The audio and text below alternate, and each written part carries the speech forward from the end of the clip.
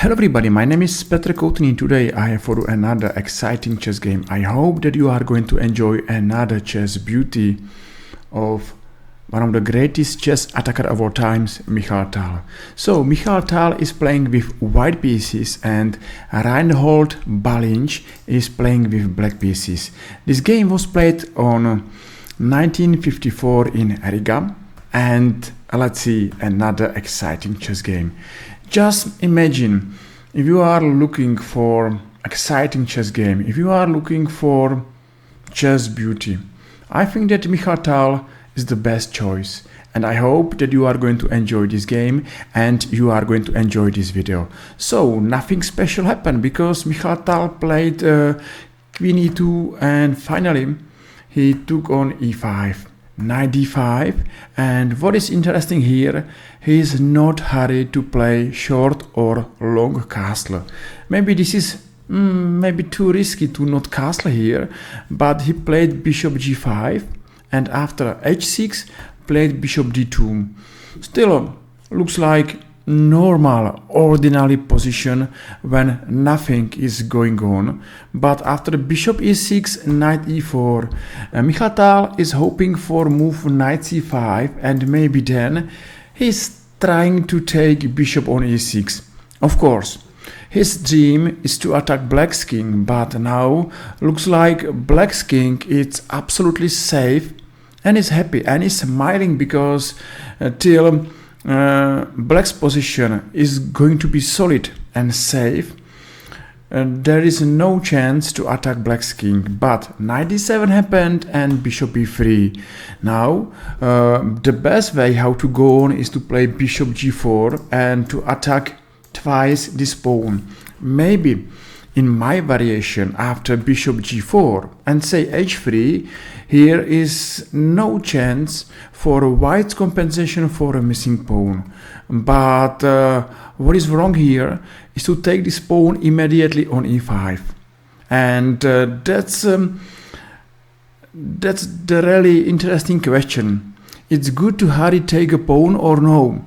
You know, nearly every time yes, because we are hurry for material advantage. But if Mikhail, it's your opponent, don't hurry and play safety, because knight e5, what's happened that the square on c5 it's without any defender and Mikhail is going for complications.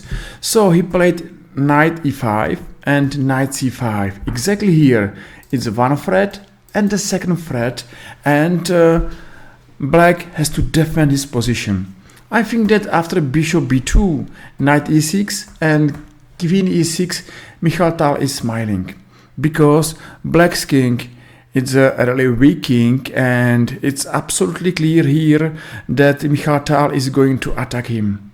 Of course, maybe up to material black is not worst, but the difference between white's king and black's king is a difference between good position and bad position. So now finally rook d1 and queen e4. Mikhail need to bring this bishop to c2 and to attack pawn on g6, maybe with plan h4 and h5.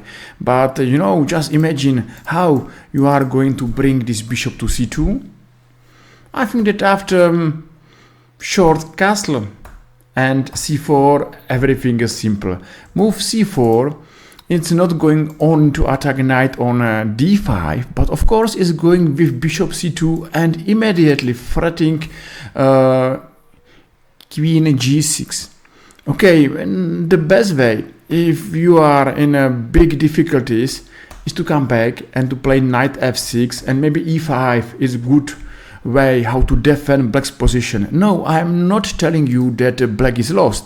I'm telling you that black has to be careful and he has to defend his position. Sometimes it's difficult to defend and not to be active, because everybody loves to be active. But you know, defend, it's important as well. Here it's bad to take pawn on e5 because white is losing piece on d2. But black was more active and played knight c3. Looks like that's a beautiful move because everything is under attack, and that's exactly what black love to see on the board. But he lost a time because after this exchange, bishop c2.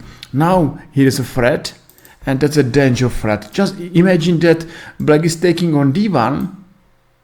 Here is a check, and it's a checkmate. So that's a threat, and black has to be careful, and played a queen e8. Finally, Mikhail Tal is going to play h4 and h5, and I think that black's position is not able to hold, and maybe it's lost anyway. So h4, now rook d8, h5, e5, and now rook d6, and a queen f3. It's a simple position where white is winning nearly in every variation. So bishop d4 happened, check on g6, and now I love this position because maybe you think that it's the best way to take immediately the rook on g6 and to hurry. But Mikhail Tal is not going to hurry, and he knows that he has to make this position more simple, more simple to play. And he played queen e4, beautiful pin, and of course one day he is going to exchange a queen.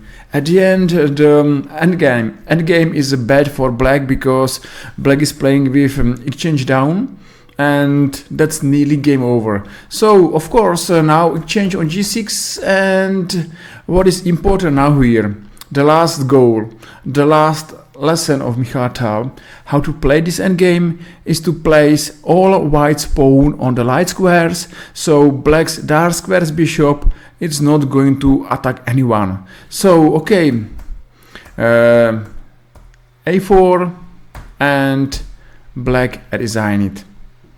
Looks like a really simple and easy job, but I think that it was a good game where Mikhail Tal maybe blundered a pawn. Maybe he was hoping for complications. Maybe he believed that his opponent is going to take a pawn and not going to improve his position firstly, and he was right. So the biggest black mistake. Okay, it's fine to take a pawn. It's nice to win a pawn, but you have to be ready for a fight. And if you are not ready for a fight, if you don't have good pieces, it's a danger to take a pawn. I hope that you enjoyed this video. It was a good time to remember Mikhail Tal as one of the greatest chess attackers of all time. And I hope that we saw something interesting. Mikhail Tal is it's an immortal and is a chess legend. So see you soon, take care and play chess. Bye bye.